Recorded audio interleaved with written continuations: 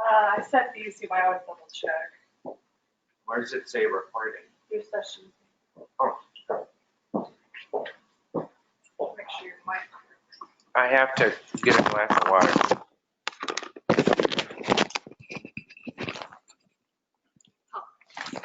Hello, does the mic work? It's working. You can go back.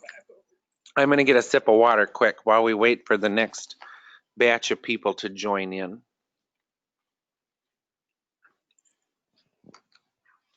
Oh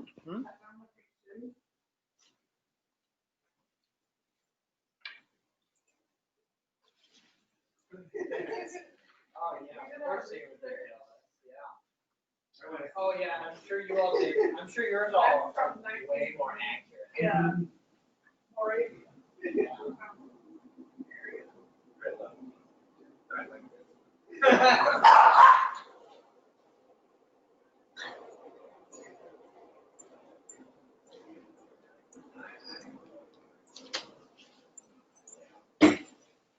sure theirs are not accurate.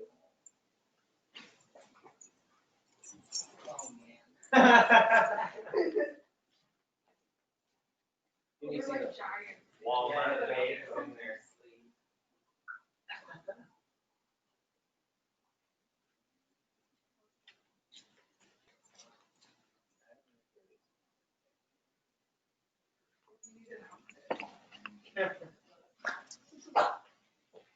no.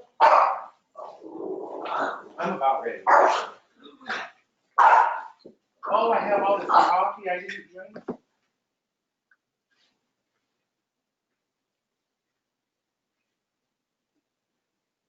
Oh, that's yummy. I'm coming. I'm gonna do my waist moving black. Louis, come here. Let's put on Louis cam. Louis, come to your bed. Over here. Right there. Lay down. Lay down. Good boy. I think I might have found some. There's a section that talks about specifically Swan Lake. Hello. We're still waiting. We're looking at the numbers. I know a few people aren't watching today who I wrote down. But I'm going to see if we get a couple more. No, that's fine. I'll draw a picture. And then if you just recently signed up for this one and didn't get the email from me saying send us 2 panty sizes, you can just you could just type to Rachel. I'll get you a piece of paper. Here's the notepad right here. What did you just say they're telling me? A few people, I got your panty sizes from the regular tutu class that we just did. If anybody that just signed up for this or anyone who's still owed panties from anything, just let Rachel know the 2 sizes you want and your name. I've got your emails. And then they go from 27 high hip up to 34. So every inch, 27, 28, 29, 1, 2, 3, 4.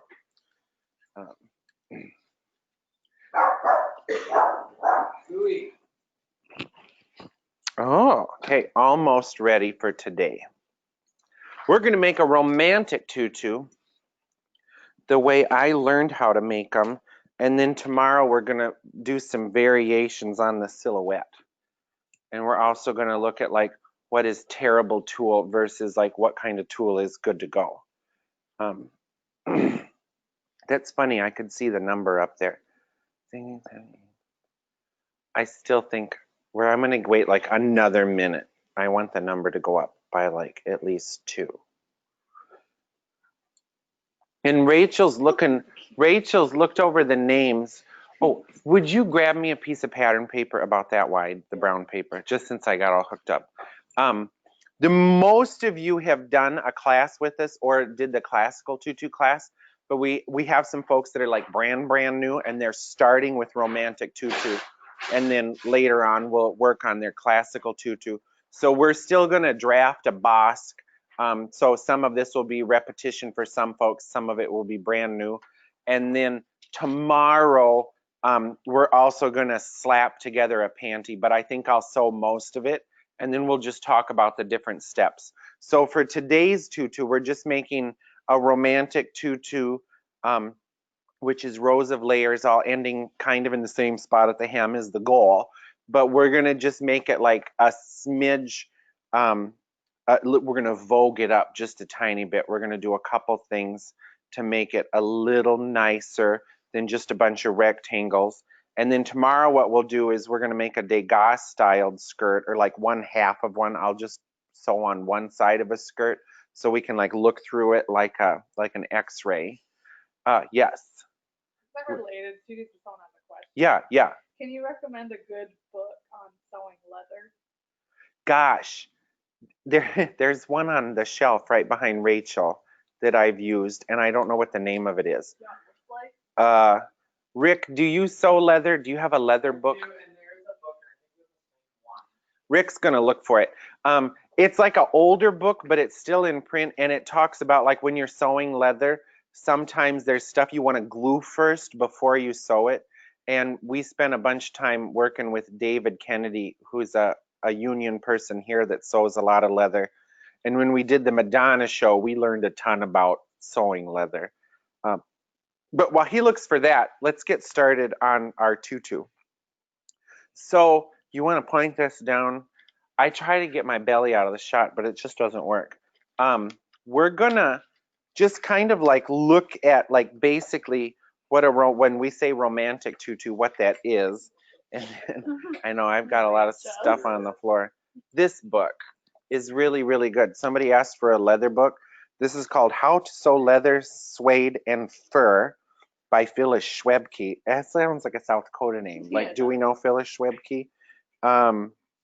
Schwebke and Kron, and if whoever asked that, we can send you the ISBN number. But I've seen new versions of this in the store, and it has a lot of really helpful stuff about how to deal with fur nap, how to glue stuff, and how to join pieces of leather together. And you need a roller and a hammer and all that fun stuff. So romantic tutu basically is a bosque, so our waist part. And if some of this you're like, that's so old, old info, remember we do have a few people that I said take this class first, and then we'll get to regular tutus. So we're gonna do a bosque, and we're gonna do our 3-piece bosque because that's what I like to do. And then we're gonna be dipping the back of our bosque a little bit lower to kind of accommodate the butt of the girl. And when we're putting our netting on or our tulle on, we're going to actually make the lines on the back of our bosque longer over the butt so that it's a little more even on the floor. And if anything, it looks nice to have the back a smidge longer. Like if you're able to make the back of it a hair longer, it's just a pretty thing. So a romantic skirt can be done a couple different ways. The most common is you have your bosque, and then you have rows or stitching lines. We're going to do 4 for today. And then you have tulle and netting all hanging from each of those lines. So the shorter layer is going to be lower on the bosque, and then the layers get longer as we work our way up in the effort to keep the hem the same length. So some romantic skirts will also have a panty on it. So that's what we're going to look at tomorrow.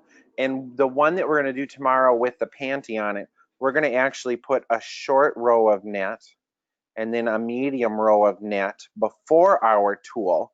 Then we're going to start putting layers of tulle on it.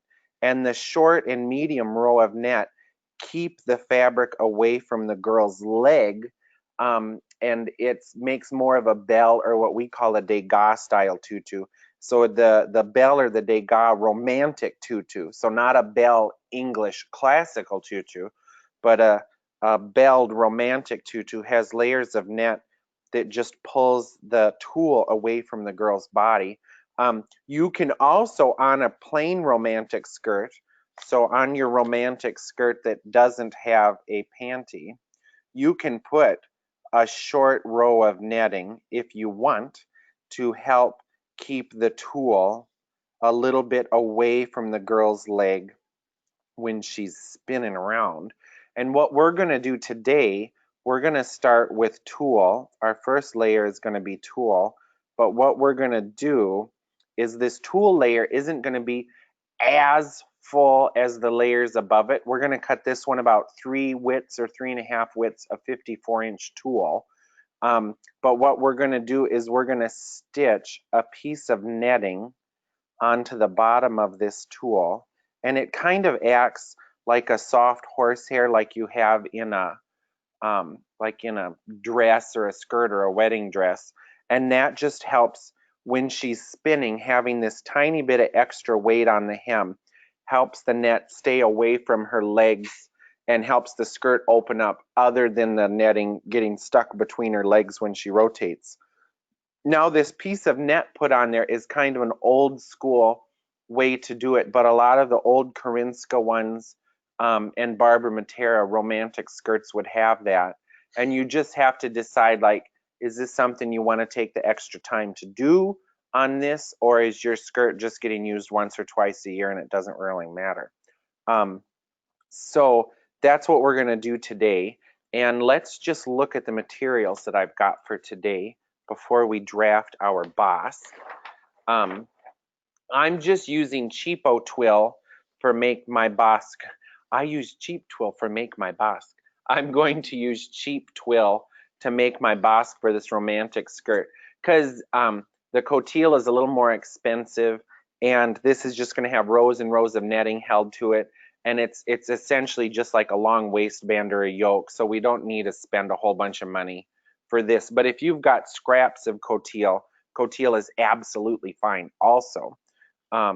Then for our layers, we're gonna cut some on the cross and seam it together. So we're gonna cut small sections and join them with the sewing machine, and then we're gonna also railroad cut a piece, or look at what railroad cutting is. But for tulle, the railroad cutting can really be a problem. So what you have to do is you have to like figure out how your tulle reacts. So this is like we talked about yesterday with the diamond netting. It's not the same every time or every year from year to year, because it's made in exotic countries.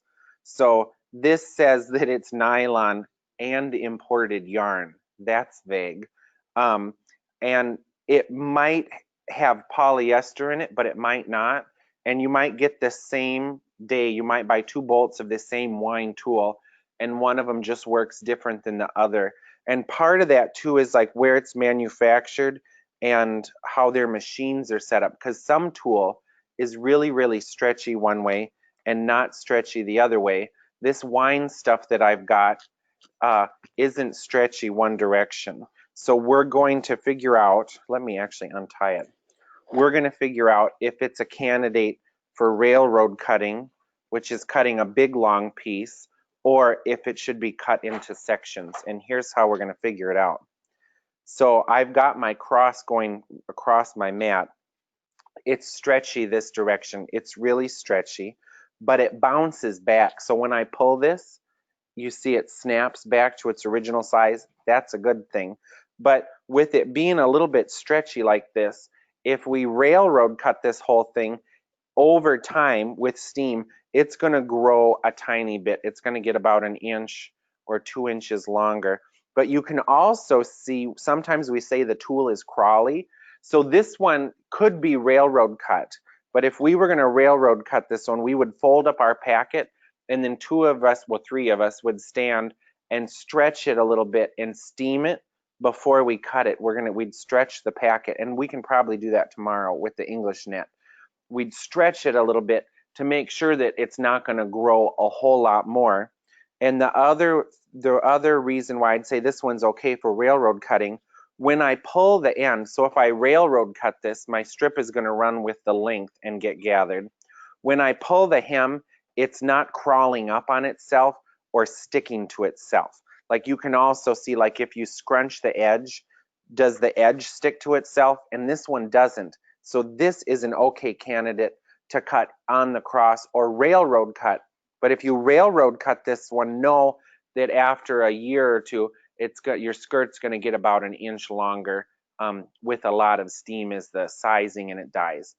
But let's look at tool that is not good for railroad cutting and not good for cutting on the cross.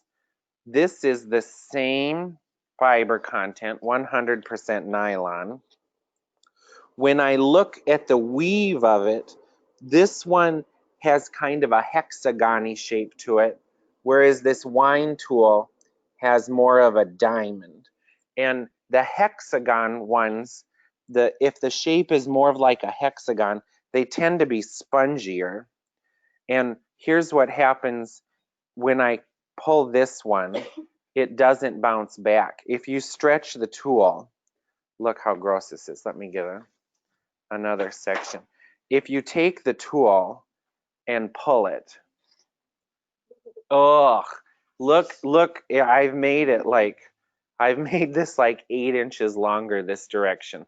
So this will all stick to itself. It'll get bunched up. It won't move nice. And the other thing with this one is it stretches on the length too. So not only does my cross stretch, my length stretches and it doesn't bounce back. So this is the kind of stuff, like you can see, it's after stretching it out, it wants to curl up on itself and it doesn't spring back. So this kind of stuff we just pitch. And every now and then a company or a designer will send us this and insist that we make their skirts out of it. We'll try to find a better alternative to their color because this is just totally terrible. And then what you've got to watch for though is whoever your supplier is, they're not going every time to the netting or the tool and checking it out. You might have two colors that are supposedly the same kind of fabric, but if you look close and check it out with your hands, you'll find out that like, oh, just the sound. I just ripped it and the sound of it, it goes and it dies. So know that you might be surprised every now and then with a chunk that's terrible. How do you avoid this stuff? Is there a supplier you trust? Well, order online? we get a lot of our plain tool from Berenstein's, which is in New York, and I still don't know if you have to have a wholesale number or not to get from there. And we also dye a lot. So this stuff from Berenstein's is pretty darn good. But I think this roll, no, this isn't from Berenstein's. I was gonna say we might have a crappy one from Berenstein's too, but we don't. This one's from Joann's. So we like Berenstein's. So this one, this was an Amazon one that we ordered, because it was $5 just to see. And, it's good for the back of chairs at your wedding. Not even. Maybe. Yeah. Then this is what Joann's is selling right now, which is a little less worthless. It's a little less worthless, but so that one I just threw on the floor stretched 2 ways. This one stretches less, but it does stretch. So this one only stretches with the cross. It doesn't stretch at all with the straight. So this one you could probably get away with cutting it on the cross, cutting sections and seaming them together. But I don't know if this shows. You can see what's going to happen to your hem. It's stretching just a little bit. It bounces back a little, but it still wants to make a roll like this. And I've read and heard that some people will hairspray this stuff, or they will fray check the edge to give it a little weight. It's just really not worth all of the nightmare qualities of it. Then one fabric that we're going to use tomorrow is, this is English netting, but it's really a tulle. It's a little more opaque than regular tulle. You can also use silk tulle if you want as a top layer. Yeah. What about Oriole textile? Oriole is good too. I just don't know how many colors they have, but probably Oriole sells tulle to Berenstein's and then I buy it from Berenstein's, but I don't know. But Oriole is good. And actually, if you call and get the sample book from Oriole, it's like $100. It's like a great thing to have. But at Oriole, you have to buy whole bolts. So this is a piece of English net, but we're going to use it like tulle. And it doesn't stretch at all with the cross, and it stretches, or it doesn't stretch at all with the straight. The straight doesn't really stretch. The cross stretches some, but we like to use this as a top layer sometimes, especially in the snow scene, because it's a little more durable. But we don't like to see the seams in this stuff, because it being more opaque, when you double it up and stitch a seam into it, it just naturally shows a little bit more. Do you need help getting those? I could get Tom. We're closing some blinds because we've got white on the table. But we do railroad cut this stuff all the time because, like I said, it has a little bit of stretch, but what we do is we kill the stretch, and the edges of this doesn't crawl at all. So we'll railroad cut this. Then we take 2 people and an iron, and we stretch our packet, steam it, and then it lies nice and won't stretch anymore. So we'll look at this more tomorrow. Thanks, Tom. That is English net? This is English knit, and different suppliers have it in different thicknesses. And you can also use silk tulle, which is really, really expensive.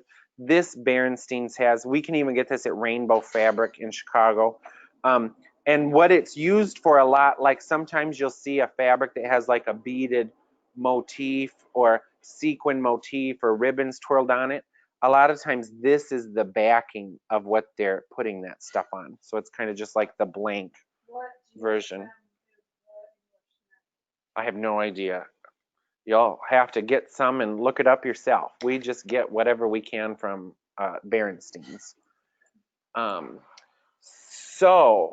And if you were in our class yesterday, I'm always concerned more about like, how can I use a material and what do I need to pair with it or do to it to make it do what I want, rather than knowing this is, you know, exactly this, because we work for so many different people and get so many different things.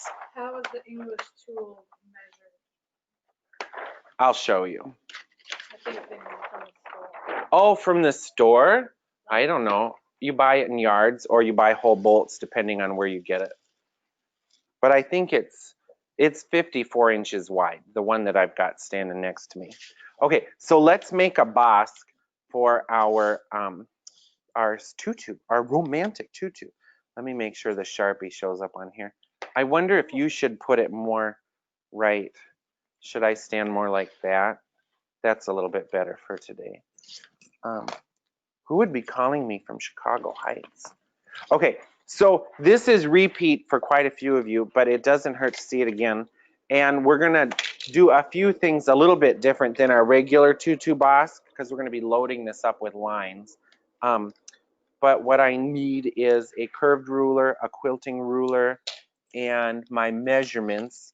The measurements you need is your waist. You need your high hip. And you need to know your Bosque height. How tall do you want your Bosque to be? And I'm going to say, if I was making a classical tutu, so my waist on my dress form is 24 and my high hip is 32. Actually, let's do 25 and 31. I want to make stuff that's harder to divide.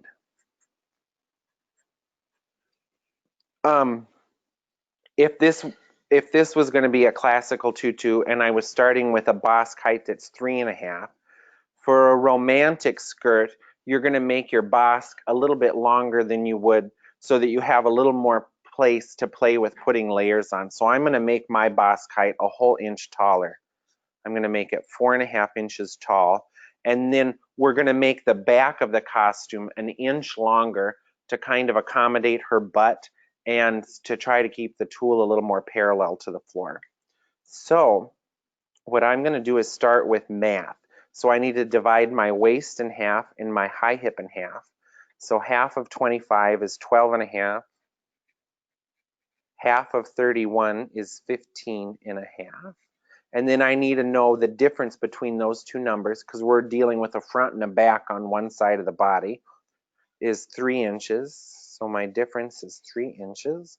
And then I have my Bosque height is going to be 4.5.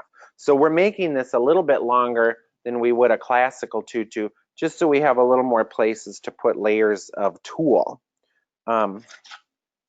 So I'm going to start with a rectangle that's half of my high hip.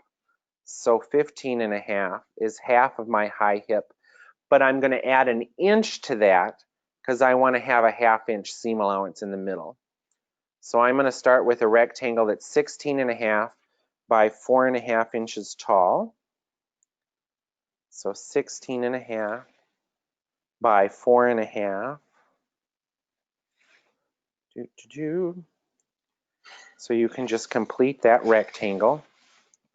And then we're going to find the side seam. And then we're going to actually make the side seam go a smidge towards the back. So this is my back here. This is my front. And we move the side seam a little bit towards the back because it looks better on the human body to have the front lilt a little towards the back. So I folded it in half instead of dividing it because it's quicker for me to fold it. But I'm going to, from where this fold was, I'm going to go back an extra 1/4 of an inch, and we're going to say that's where my side seam is. And we had half of the high hip, but we added that inch to it.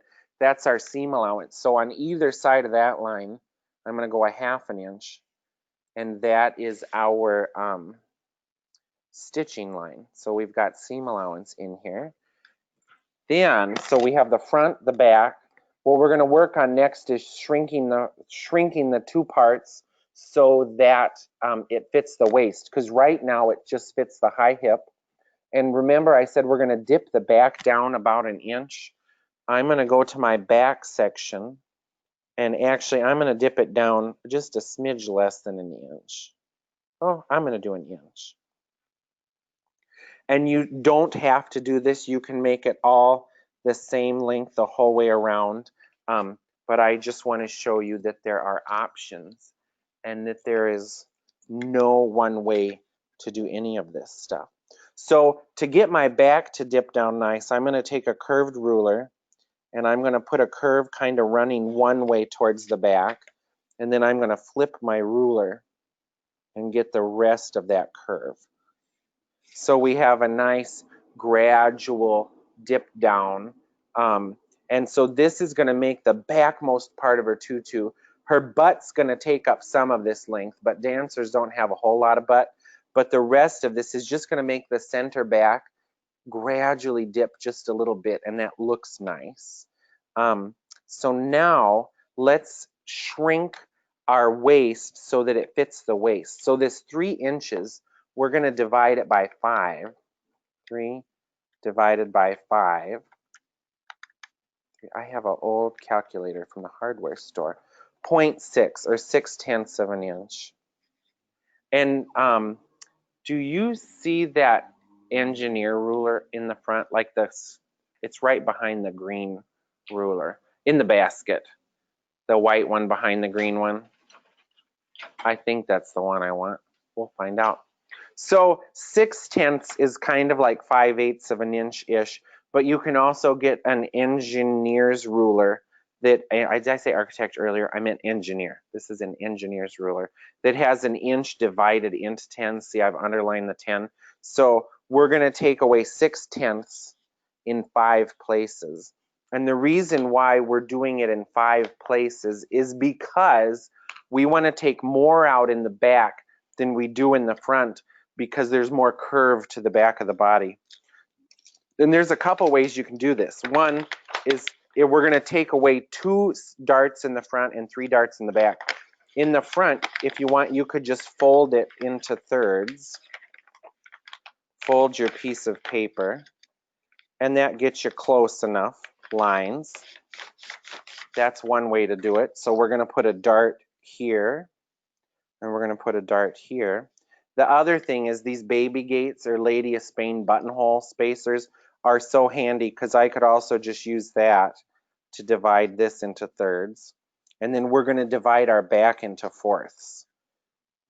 so that we have 3 places. So the back we're going to take away 3 darts, and the front we're going to take away 2. I find if you do it evenly, it doesn't really fit the butt quite as well as it could. So now I'm going to take my engineer ruler, and I'm going to put 6/10 over either side of that. 1, 2, 3. 1, 2, 3. So we're making darts. And if anybody really wants to step up their game, any patterning classes you can take are really helpful. Because even if you're like not into making your own patterns, knowing how you get to a certain shape on a pattern will really help you alter stuff. It helps you sew stuff.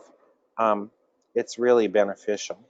So now what I'm going to do, from the bottom edge of my Bosque, I'm going to connect these darts all the way to the top. So here where we dipped this line down, that's how far down our dart is going to go. So we're going to dart out all of this shape to make a gorgeous, gorgeous Bosque. Yeah. People are asking, Yeah. what was the size range again of the panty pattern? Oh yeah, the panty goes 27, 28, up to 34 every inch, and it's by the high hip. And the high hip usually coordinates pretty well to the half girth. So I've got my darts in. The other thing is, if you go to our halseyonstage.com page and go to pattern info, there are 3 free panty adjustment handouts that are good information and apply to more than just panties. So before I cut this out, I'm going to put a 1/2 inch seam allowance on the top. And I'm going to put, I like to put a little more at the bottom. I'm going to put 3/4 at the bottom. Should I ever want to join this to a panty, or should I ever want to add a layer, it's nice to have a little extra fabric hiding down there at the bottom to mess with later on. Then from my center back, I'm going to put 2 inches on. So my seam allowance in the back is going to be 2 inches. So my over and under lap, I've got 2 inches. Everywhere else, I've got a 1/2 inch or 3/4. So there's my center back. There's my center front. It's going to be on the fold. Now let's cut that out. And actually, let's approach this a little different. Before we cut this out, for this scenario, let's decide where all of our lines are going to go. And we are going to do 4 layers of tulle on this. So we cut this 4.5 inches long. So really, it'd be like 1 inch and an 1/8 would be each space. So we're going to have a layer that goes up to the waist, and later is going to get caught underneath a piece of, you can use twill, you can use elastic, you can use twill and elastic to make your waistband. We'll talk about that later. I'm probably just going to use elastic. You can use grosgrain ribbon, you can use Petersham. So we're going to have 1 layer is going to go right up to her waist. Then we're going to have 2, 3, and 4. And what we're going to do is the top one is going to run straight across, but we're going to end up shortening the front of our piece of tulle a little bit so that our hem is even the whole way around. Because if we want this dip in her butt, if we dip layer 4, layer 3, layer 2, we would have to dip layer 1. But if she's wearing this over a leotard, we want layer 1 to come all the way up. Yep. Do you measure the dancer differently to find the high hip since you've added an inch? No, not really, because it's close enough to her hip. And where somebody asked if we measure the dancer differently to find the high hip, I would just say if you're measuring it and you know that you're making a romantic skirt, just go down 4.5 inches and actually measure her there. So like if this was a real girl and she was here, if I know her high hip is 31, I might start with 32 right here. But since I've got a little bit of bias at the side and I've got room to adjust it a little bit at the back, I'm not going to. But if you know how far down the body you want the Bosque to hit, that's the measurement you should take. Okay, so let's go back to putting our lines on. And I'm actually going to just use this to divide it up. So my bottom one is going to be all the way at the bottom. And my top one is going to be, actually, let's do 5 layers on here. That's more fun. So I'm going to divide this into 5. So I've got 1, 2, 3, 4, 5. Got 1, 2, 3, 4, 5. Now we're going to mirror this dip in the butt. So I've gone down an inch there. So I'm actually going to go down an inch here. And this is something you don't have to do, but I know a bunch of you have made romantic tutus, and I want to keep this interesting, you know. So I'm going to just measure up from my bottom so that I can repeat this same curve here. So that is 4.5, 4.5, 4.5, 4.5. But we're gonna cut our top layer actually a little bit different, and I'll show you that. We're gonna cheat and cut a longer piece, and we're gonna shorten the front. And this way, actually, you'll see later on that it ends up, you end up with this bigger gap right from their waist, which makes their butt not look as full. So this is a fun thing to know. So I'm still dividing my 5 out evenly.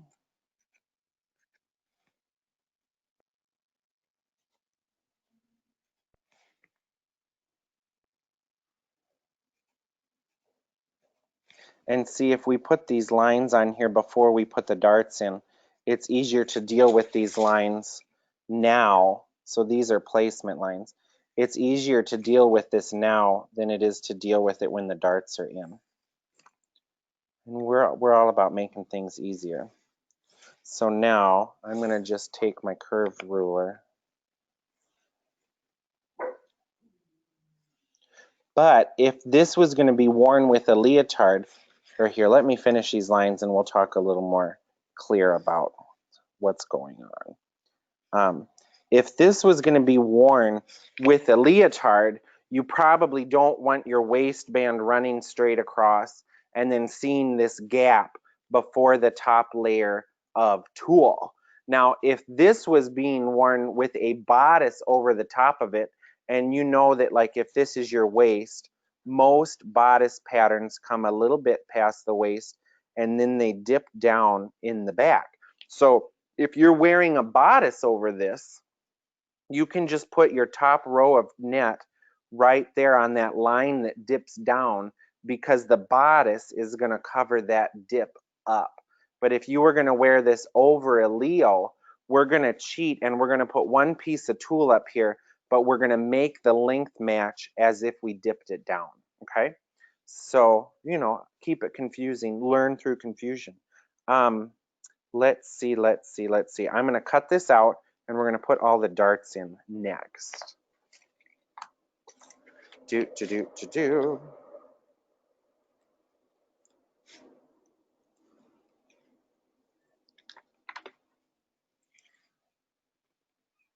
So you have to, like, figure out, like, how is this actually being worn and what's the most logical way to do it. So now we can cut up our side seam, and then we're going to cut one side of each dart, and I'm going to put a tiny little cut in the bottom so that I can close the darts, because, you know, the paper isn't liquid. It needs that little bit released at the bottom. And you can do this all in one piece with the front on the fold, but what I find is that the back where the hooks and bars go ripples too much. So I like to have a side seam in my Bosque. So see, now that we pre-drew our lines, our placement lines in there, it's easier than trying to draw it when this sucker's all curved. And if you had an itty bitty girl, don't drop this down an inch, This is like for a girl with a butt. If you have a tiny, tiny kid, you can drop it down a 1/2 inch. If you have an average girl, do 3/4. But I like the back to dip down a little bit, so I'm gonna do a whole inch.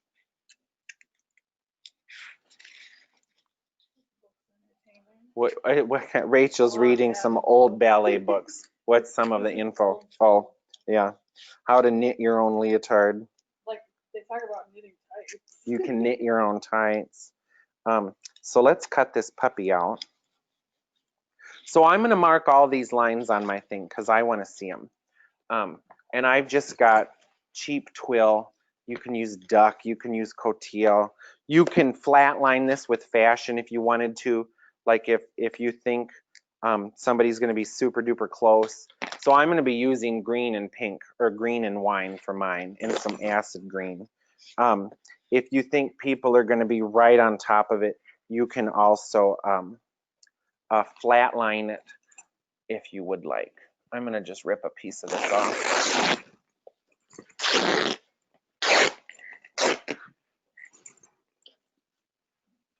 You can quilt together layers of netting if you're into that.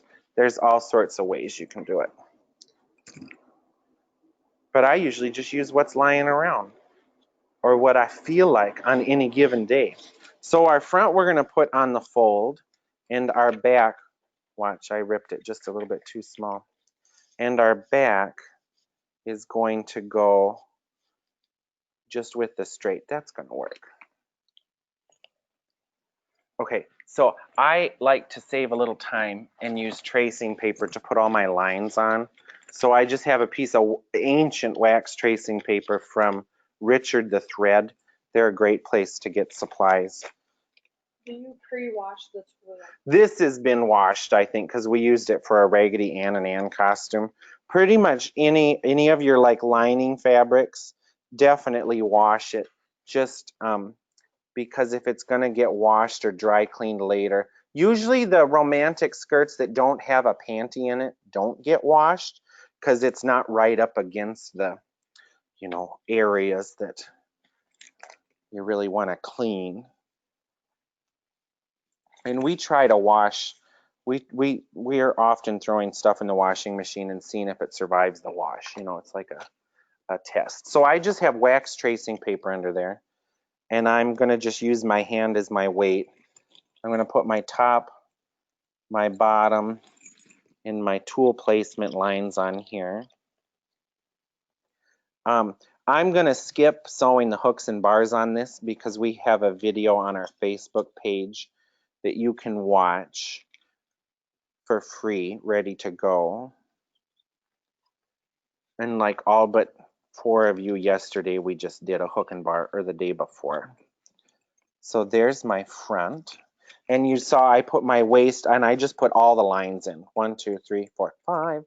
Then my back, I'm going to flip my fabric over so that I can still see my lines and put my back on.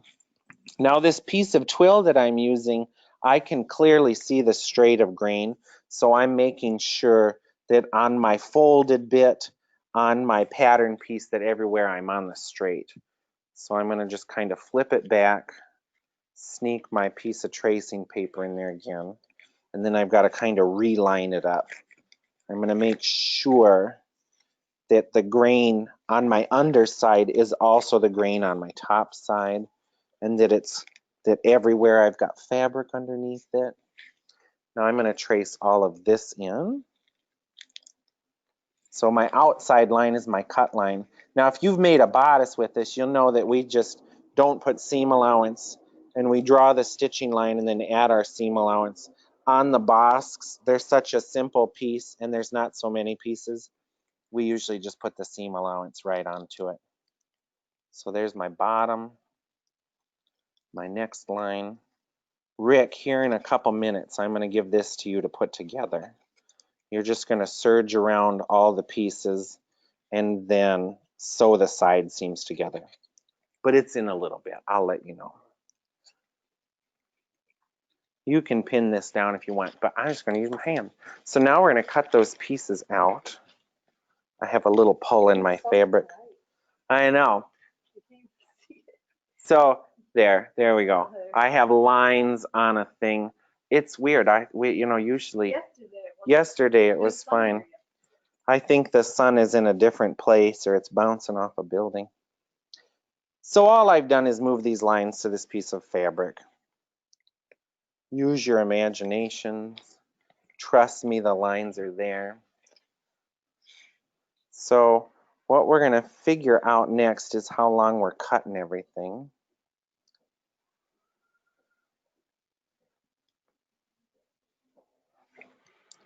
Like that's always a mystery too. I'll show you just like the easiest way to figure this out. One is just with a tape measure. The other is with a little bit of math. Actually, we can give this to Rick because we're going to figure out our lengths using our paper pattern. So if I lay this back on the table, you can't see the lines, but you can see the pieces. I have my front that we cut on the fold. I have my side seam. My back dips down a little bit. And then I have my other back and it dips down a little bit. And if I hold this up to the camera, you can see I've used the tracing paper. And we like the Richard the Thread Tracing waxed paper because it doesn't flake off like the chalk stuff, and it's like 18 by 24 inches. Here, I'll pin your sides together. Just serge around each piece and then sew the sides together and press it open. So did you guys hear that? Rick is going to serge around all the pieces, sew the sides together and press it open. Okay? And actually, he's going to sew it together so that the seam is on the side where the layers are going to go, because we're going to push this open and we're going to just stitch tulle right over the seam so that on the inside it's nice and flat against her body, and we're making the inside look a little bit nicer. And pink is great. Okay, so let's look at our front. I am going to do kind of a sea foamy green at the bottom, and then maybe another sea foamy green, and then this acid green. So I've got acid green, sea foam green, and then we're going to put a layer of wine right on top of the acid. And it's surprising the different colors that you can come up with, and how much more fun it is to mix up a color than to just have a straight color. And if you get the prima donna stuff, they have a fun sample book that's full of great ideas of different combinations of colors. This is a color combination that we did for Little Dancer, is using the acid underneath the wine. And in the theater, it looked pretty amazing, the way the light worked. So since this is going to be my second to top layer, this layer was railroad cut, and we're going to look at that tomorrow when we fold up the English tulle. So let's talk about how wide everything is first, actually. So we're gonna, for today, we're gonna cut the one that's closest to the body and shortest. This is gonna be our shortest layer. Let's say 1, 2, 3, 4, 5. Our shortest layer, we're gonna cut out 3 widths of 54-inch fabric. So since I'm using some railroad cut stuff, I measured 54 the long way and then chopped it off and folded it up. Then everything else, we're gonna do 4 widths of 54. So we're gonna do 4 widths, 4 widths, 4 widths. And actually, to make it a little more scrumptious, if you want, you can make your top one even fuller. So let's make our top one 5 widths. And tulle, the tulle shrinks down so much, you could even go 3, 4, 5, 6, 7 if you want. Just the idea is that either they're all the same, or a Little Dancer all 4. I think so. Usually if we're making a herd of romantic tutus, like a bunch of them, we'll cut everything 4. And instead of this older technique, putting a little piece of stiffer net onto the tulle at the bottom to act like a kicker to hold it away a little bit, we'll sometimes put English tulle against their body, because the English, what's called English net, but we use it like tulle. The English net has more weight, and it pushes the netting away from their body when they're rotating. whereas just the plain tulle, you know, just gets staticky and sticks to their tights. The other thing when we combine a piece of the English tulle in is we connect through the layers with a few big long loops of pearl cotton thread. And the outer layer, if your outer layer is the English net or has some decoration, or if you have a little lace on your outside edge, that weight pulls the outside edge away. So if you connect your outer layer, the tutu, in 4, 5, or 6 spots to the inside, then that lifts the fabric away from her legs anyway. But we're going to do 3 widths at the bottom, then 4, 4, 4, and we're going to do 5 widths of our wine color at the top. And I'm going to see how long my little acid green one is so that we can just kind of plan the tutu around that length. We're going to make that one 24 inches long. So I'm going to write on here too my colors. This is going to be wine. This is going to be acid. This is going to be, actually, let's do wine, wine, acid. Let's do 2 wines. Let's do wine, wine, acid, and then pale green, PG. Keep this PG, pale green and pale green. So I said my acid layer is going to be 24 inches. And this is like a good way to look at working this out. So my number 3 up from the bottom is going to be 24 inches. And we're going to have a 1/2 inch seam allowance. So really that layer, when it's all done, will be 23.5 inches. But thinking about that this is 24 inches and we want that all the layers to hit pretty much in the same place, we need to do some math now to make that happen. So as we go down from 24 to the next line, we want to just take away what's the difference between this line and that line. So we're gonna, it's like 1 inch and an 1/8, but we're just gonna say, we're gonna say 1 inch and 1/8. So that's what, 23, that's 22 7/8. That's if we're getting really ultra precise. Then our bottom one, we're going to take 1 inch and 1/8 away from that.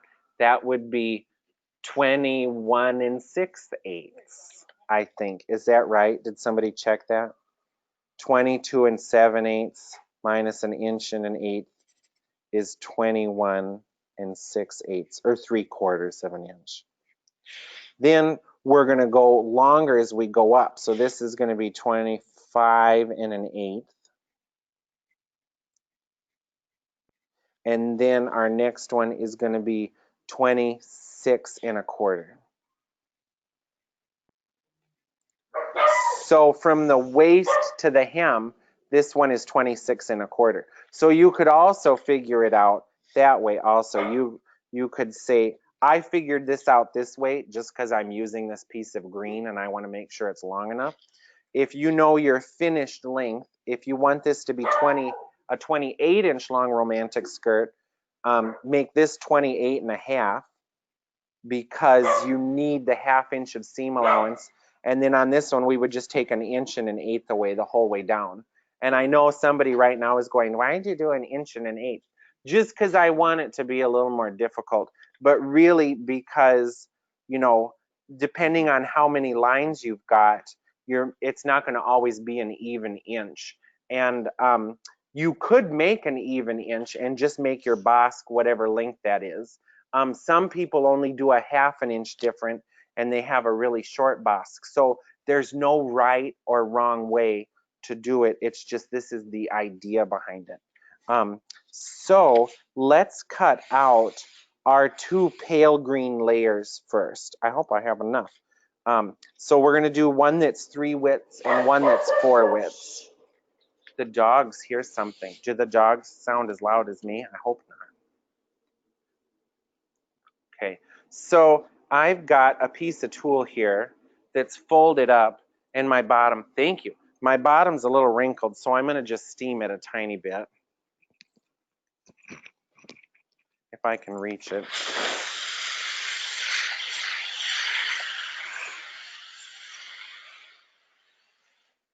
Whoo, That's hot.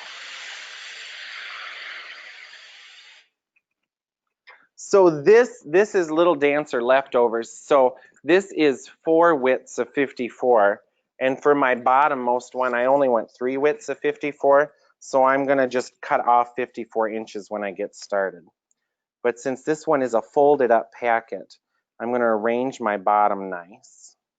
And I'm gonna start by chopping off, because tulle isn't going to always be exactly the same length as you're going across the bolt. It's a lot about how it was wound up, you know, how even it went through the machine when it was made. So instead of wasting my afternoon trying to get the bottom edge of this packet for the edges all to meet, I'm just gonna cut it off, because that's a lot easier. So I'm gonna just kind of eyeball the shortest part in that mess and cut that off. And my bottom row, we figured out it's gonna be 21 6/8, so 21 3/4. So I've got my mat going so I can see my numbers going from 0 by me up the table. And I'm gonna just straighten up my edge there. And I'm gonna go up to 21 3/4. A lot of romantic skirts are like 4 to 5 layers and that's it. If you have less than 4, that works also, but you may want to make them a little bit fuller. If you add length to the layer, you make it less see-through.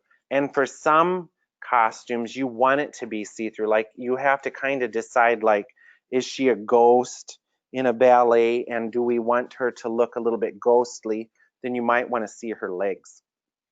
So my next one up, we mathed out, is 22 7/8, or 23 and no one will know.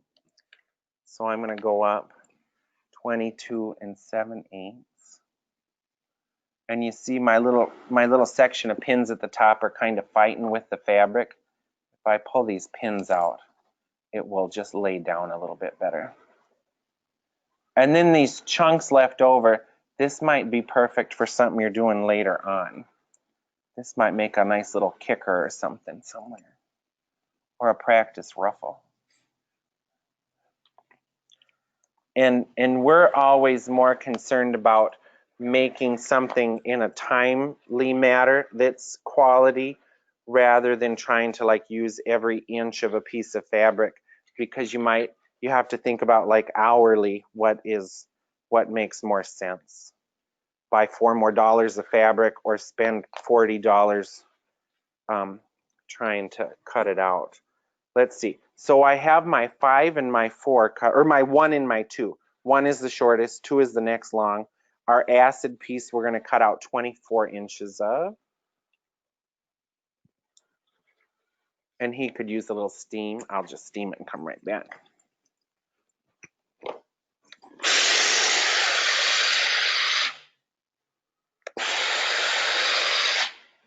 Whew, hot fingers. So I want 24 inches of this.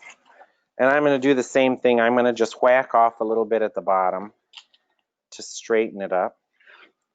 Oh, I might have whacked off too much.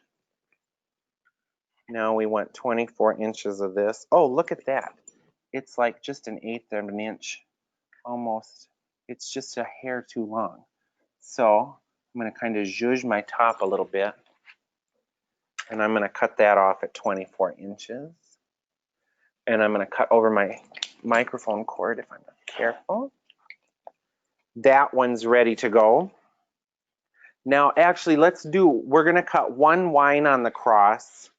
And then, no, I'll cut both my wines on the cross. And then tomorrow we'll show you how we would railroad cut this. Because we decided earlier that this wine is like okay to railroad cut. It's not super spongy and it doesn't stick to itself.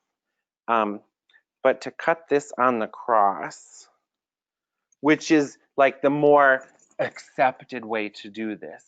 But I've seen it done both ways. So there you go. And I've seen costumes from makers all over the planet with the time I've worked at the different big companies. So the wine, we want 4 widths that are 25 and an eighth and 5 widths that are 26 and a quarter. So 25 and an eighth. So what I like to do too is actually unroll a little bit of it and then fold it in half so that my cut is easier. So I'm going to actually unroll some and fold it in half. Actually, I'm going to unroll a bit more. And I'm going to make this easier, since I'm using my table the wired direction, I'm going to just whack that off. And I'm going to fold this the short way.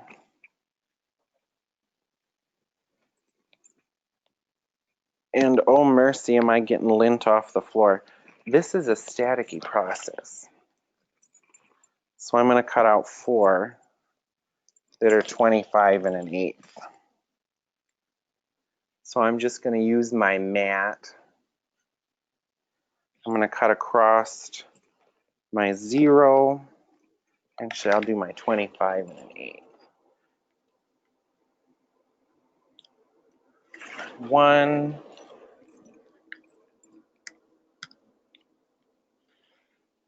We're going to do that 3 more times for that one.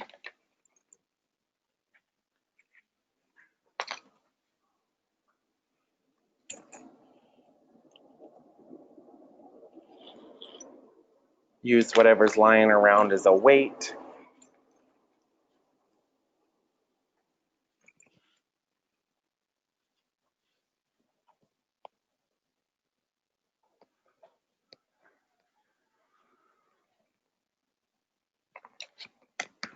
One, 2, 2 more. It's funny how foreign this is to me to cut it this way.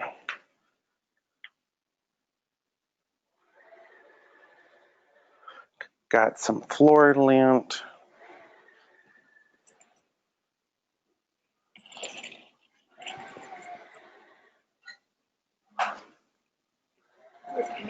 Patterns in here too. It is. We're going through folk patterns. There's so much in And instead of lining the edge up every time, it's just easier to zip it off than it is to wrestle with trying to line it up. 1, 2, 3. And here comes number 4.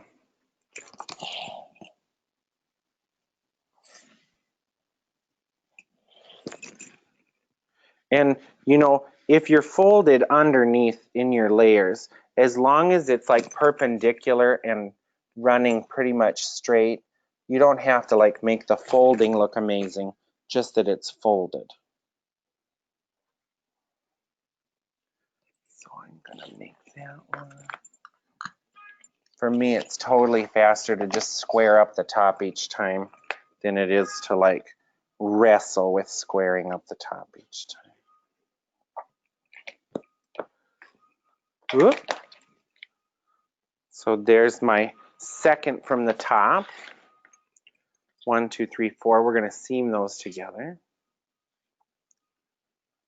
And now I need 5 for the top. But let's look at the math for the top closer now, knowing that we're dipping the back down. So my top, I'm going to cut 5 widths of wine that are 26 and a quarter. But we want to run my top straight across. So if we cut 26 and a quarter and ran it straight across the waist, what's going to happen? At the back of my skirt, if we cut 26 and a quarter and run it straight across the waist, at the back of my skirt, the wine, not the red, the wine is going to come up and it's going to be too short. So what we're going to do is we're going to actually cut, instead of 26 and a quarter, we need to add back in here so that we have this the length in the back matching.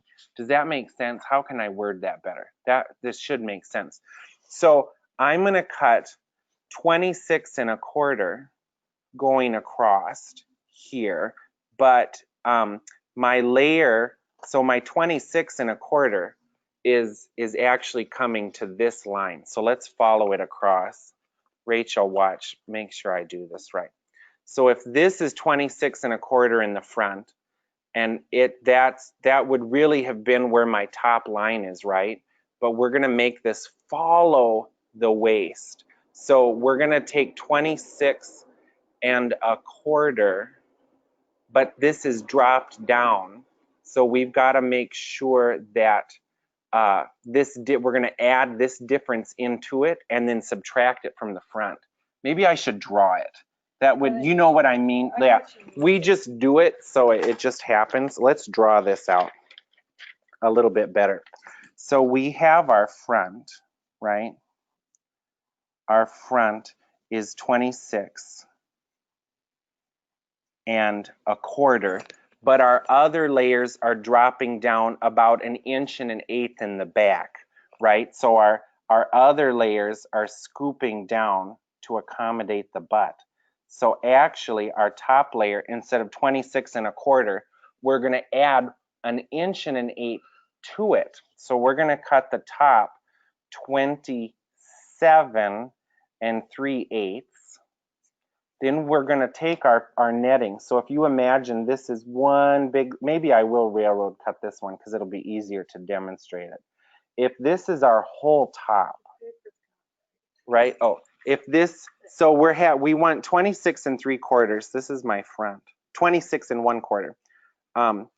We want this to be the same. We're going to stitch this to the waist instead of having this dip down, but we're going to do the opposite. So we're going to add the 1 1/8. So 1 1/8 is our difference between each section.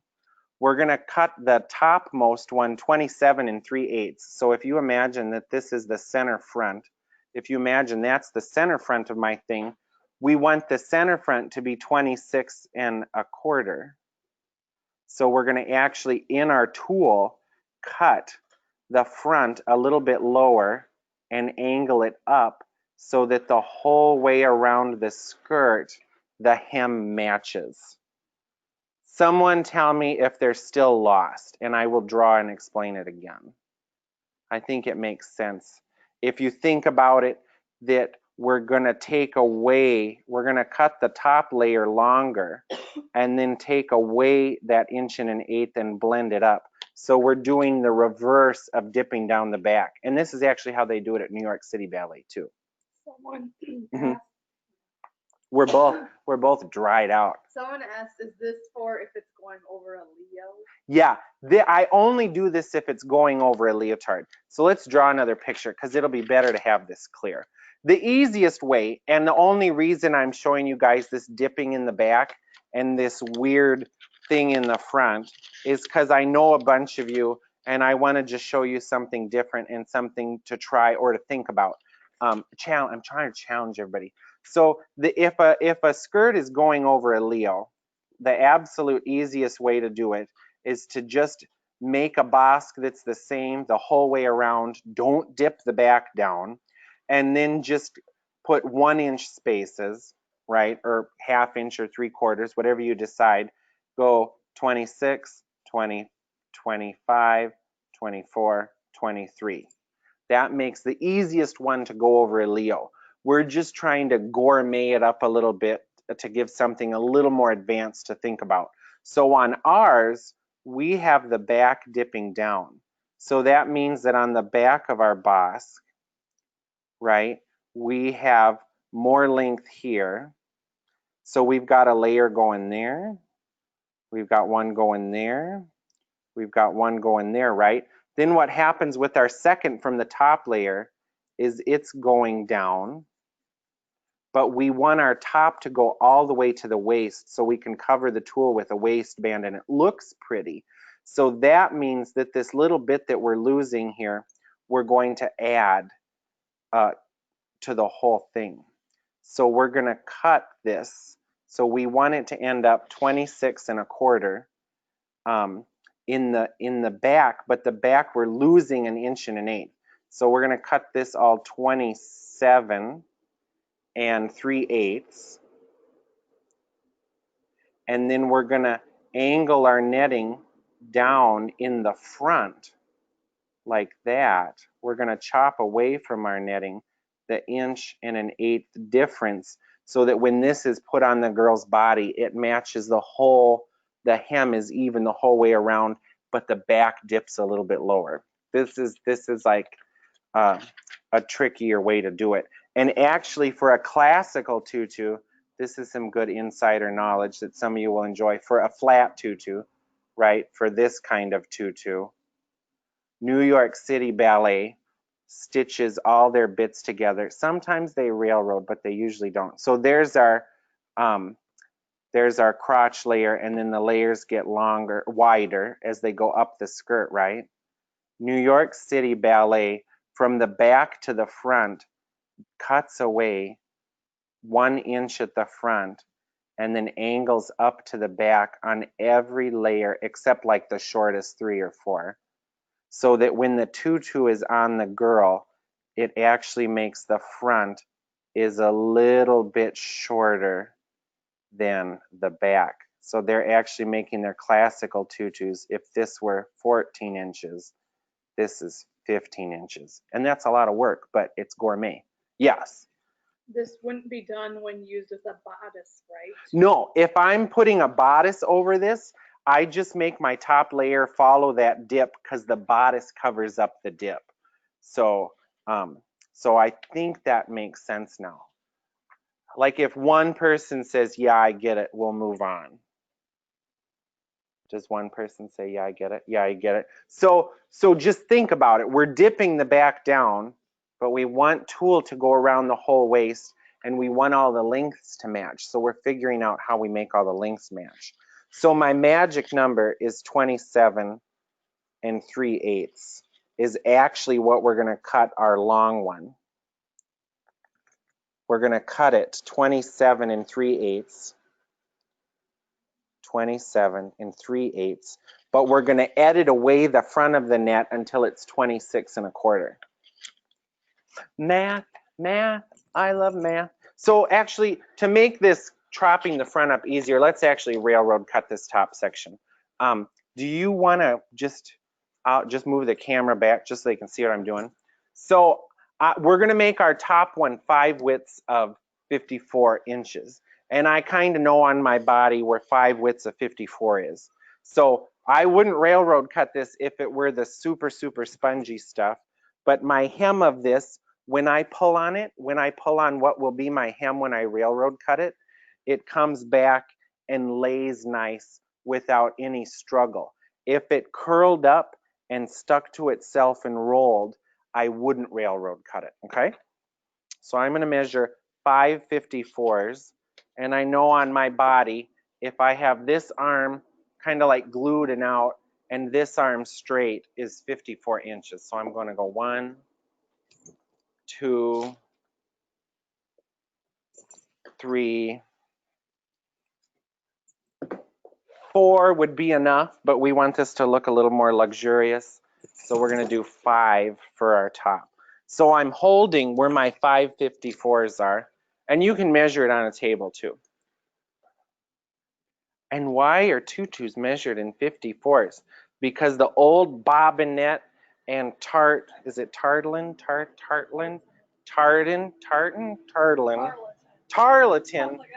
they were measured in 54s too. And that actually has just kind of stayed with the fabric industry, that a lot of stuff is 54. It's rare that you come across 44-inch net or tulle.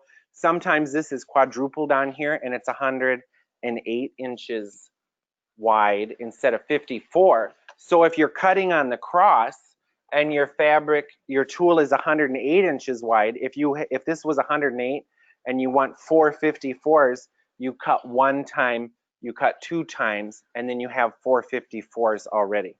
So now that I've got this big long piece, I'm going to fold it in half.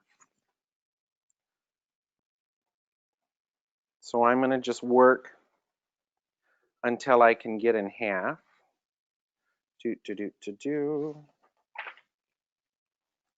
And then I'm going to pin my top together.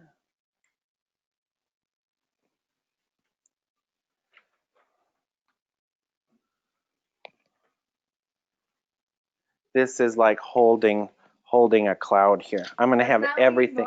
I usually say this is like trying to grab a fart out of the air, catch a fart. And this way works for some. Some people absolutely hate it. It's up to you to decide. And Rachel's much, much faster at this than I am.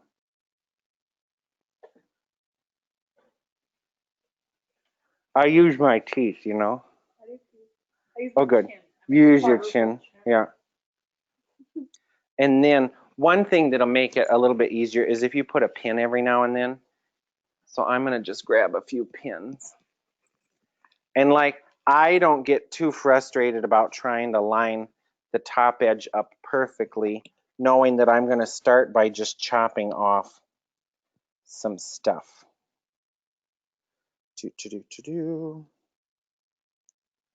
And if you have a helper, use your helper. It's much easier too when you have a little bit of space. I'm working on this table with all these tools and stuff catching me up. So now I've got it into 4. I'm going to fold it in half again. And since we're going to shorten the top a little bit, I'm going to fold it in half.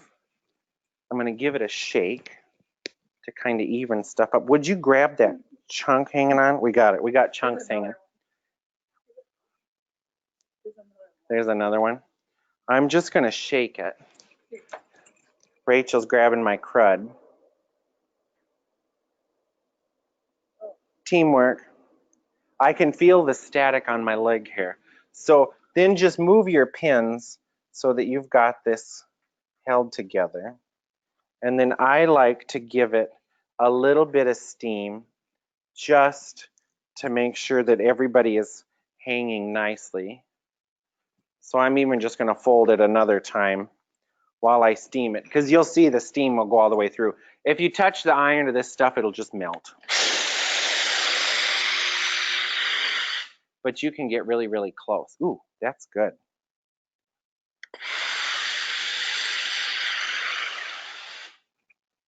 So what'd we say? 27 3/8 is what we're going to cut this. And then we're going to shorten the front. Again, this is all just to try to make it a little entertaining and challenging for the majority of folks that I know already know how to make a romantic tutu. So I'm going to pull these pins out and get this lying nicely on my table. And I'm going to just slide it up until I can kind of see my shortest part in here. I'm going to square off the bottom. Use my tape weight here. I'm trimming. I always like to trim off more than I think I need to, because sometimes you'll have like a little piece stuck up inside.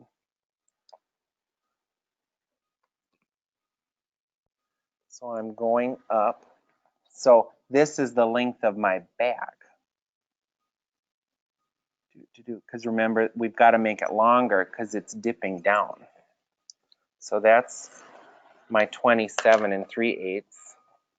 Then this piece that you've got folded up, put a couple pins in it and put a note on it so you know how long it is. If you were making a whole bunch of all wine tutus, this is all ready to go for one of your next layers.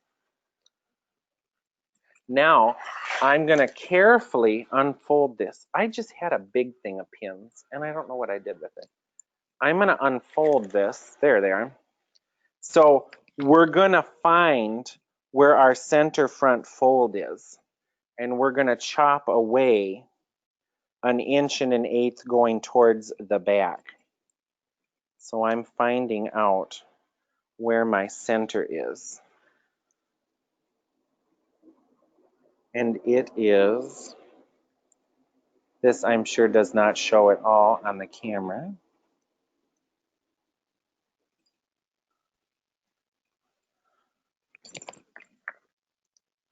right here is my center front. So I'm going to put a pin in my center front. And I've got this into fourths right now. So we've got two sides of the front, two sides of the back. Think about it that way. I'm going to follow from my center front down to where my fourth ends. So I'm just figuring out so from here to here is 1/4 of my tutu. So I'm going to just hold my center front. So I've got 4 layers, but I only care about 2 right now. So I'm holding my center front in my left hand, and I'm following down to my fourth, which I think I put a pin in. Did I not put a pin in it? I can see it. There's my fourth right there. So we're going to shorten the center front of this. I've just got to put it on the floor to make my life easier. So I've got my center front with the pin. If my table wasn't covered in crud, I would have been able to unfold. Usually we unfold this much more successfully. Rachel does this a lot more than me. You need, yeah, if your table is blank. And we've got the windows open too. I'm fighting the breeze. So I've got my center front.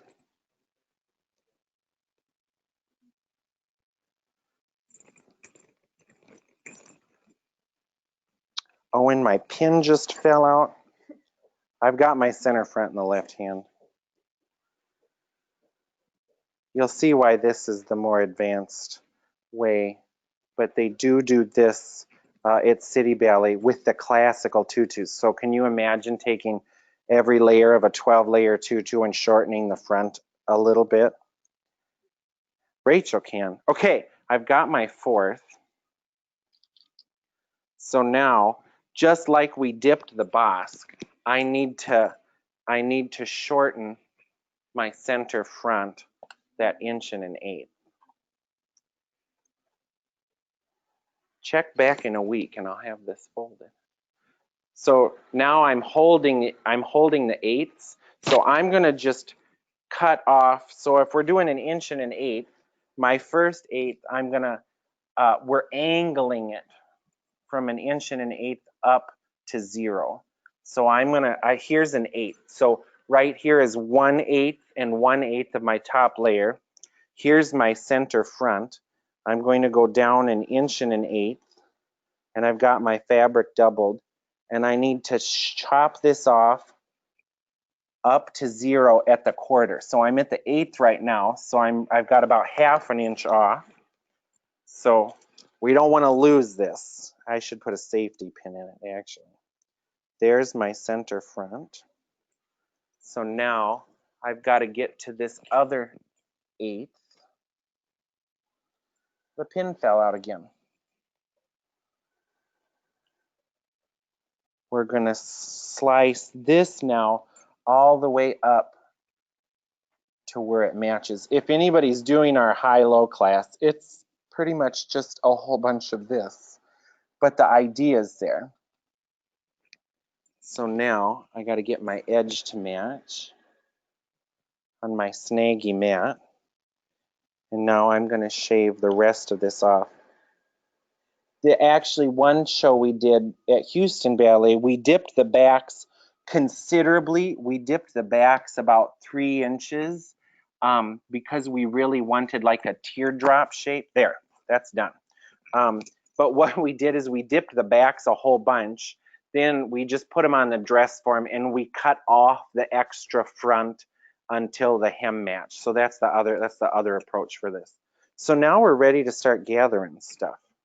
Is it not straight until the side seam and then it dips? Why do you not take the 1 1/8 off all the way until the side seam and then take it to 0 at the back? Oh, that's a good question. Why didn't I take it all the way 0 to the back? I went to the side seam and I'm just leaving the whole back longer because the poof of it is it's gonna, once it's, all the volume is there, it's gonna look like it's doing the same thing. If you wanted to like get ultra, ultra, ultra precise with it, you would mirror exactly what we did in the back. But I'm trying to make it kind of angle. So that's a really good question. If you want to keep it as precise of a hem as you can, you would take the 1 inch the whole way. So here's where I stopped. If you wanted, you could keep going. So actually, let me chop that a little bit. You could keep going. So now I'm about 3/4 of the way. And then I can just keep angling up. So then I would chop off that little bit from my front.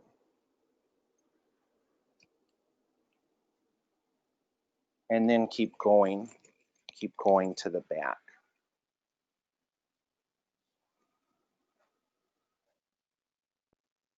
Let's see. And, you know, don't have a snaggy mat like I've got right now. I have the worst mat. It's covered in glue and all sorts of stuff. So now, let's get the last bit.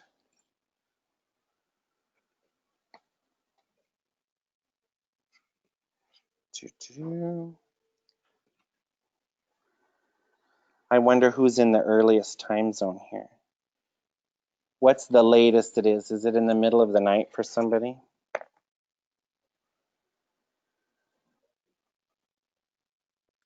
Then just keep angling until you're at the very, very back.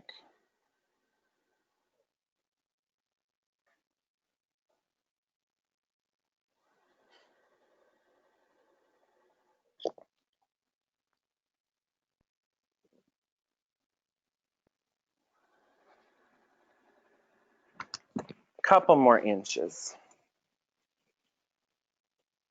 So now I'm actually about at 0, so that the center back will be the longest. There's my center back.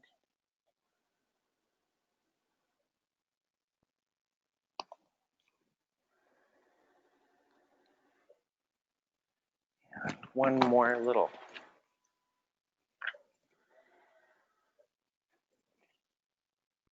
It's funny how snaggy this stuff is. We have an Australian 438. Oh my gosh. So now we have it as true as we can. So I zipped off a whole inch from the front, and then I angled up to my back being the longest. That was a good question, and I think I drew the picture so many times I got confused with what we were doing. So I took a whole inch off the front, and then I angled my inch up to 0 to the center back. Whoever pointed that out that I missed that, you get like cookies and gold stars, and I'll have some coffee. Let's start gathering. You can do this with the Johnson ruffler if you got a Johnson ruffler, but we find the home ruffling feet the home ruffling foot works really, really, really good. So, oh, actually, the other thing we're going to do before we go there, sorry, Rachel, I jumped the gun. Remember, we said on this one, we're going to do the trick where we're putting a header or a kicker to hold the netting out on our shortest layer. So our shortest layer is like 21 6/8, 21 3/4 of an inch. When we did this at Omaha and Houston, we would do approximately 1/3. So 21 is easier to divide into 3. So we're going to cut a 7-inch strip that's going to go across that whole bottom. So I've got net here now, so I don't have tulle. So this little bit, let me go back to one of my beautiful, I'm not known for my beautiful drawings. Remember we said you can apply a piece of net to the tulle to help hold that away from the body. And I usually put this applied piece of net facing their leg, because if you put the tulle facing their leg and the net on the outside, it's more likely that the other layers of net will catch it.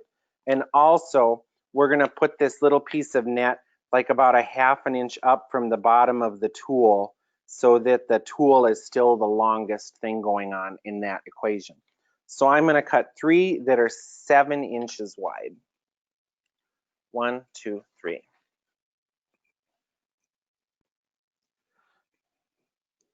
And I'm going to just use my mat, even out the bottom.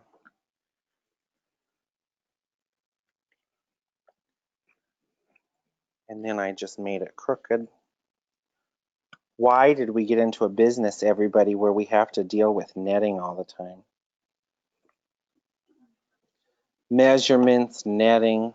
So I'm cutting 3 widths of 54 that are going to go on our shortest layer of tulle. Yes, Rachel, we have a question. Does silk tulle versus nylon tulle act differently when the girl's dancing, and is it Oh, less static? the silk, you know, I think the static, somebody asked a question, I don't know how well it went through my mic. Is there a difference with how the silk tulle lays versus the nylon tulle? They asked about static and what it looks like when the girls are dancing. The silk tulle looks the best. It floats, it twirls, it's so light and airy. And I think the static, I think static happens no matter what. It really just depends on the weather. But the silk tulle, you can totally tell a difference. The silk tulle just looks like expensive, and you know, we like stuff to look expensive.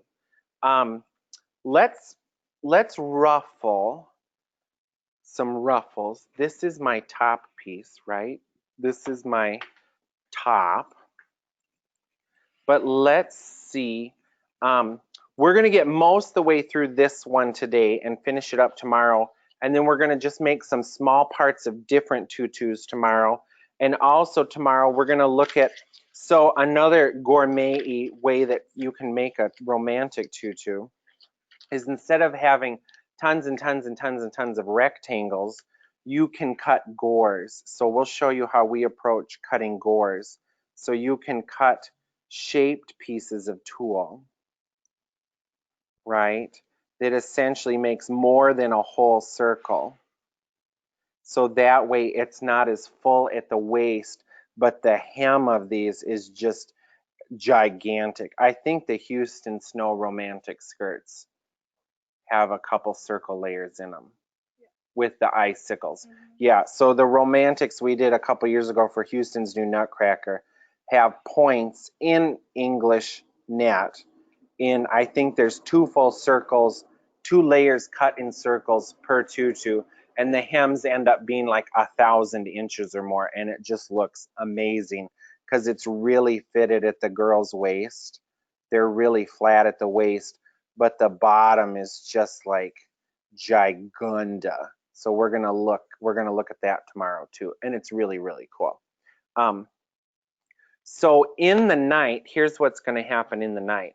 On our shortest layer of tulle, we're going to apply across the hem this netting. We're going to seam this piece of netting that's going to be our kicker. We're going to seam this together. We're going to seam all 3 sections, and we're going to stitch just the top edge of it first, but we're going to stitch it about a 1/2 inch up from the bottom. And I don't stitch the bottom edge when I do this. We've got, when I was at Houston, there's some Karinska romantics that have this. And then there were also some Barbara Matera romantics that had this piece of net applied in. The Karinska ones, they stitched at the top and bottom, but as the fabric got older, and you know, the tulle kind of gets thin as it gets older. I think it's because the sizing, you know, flakes off.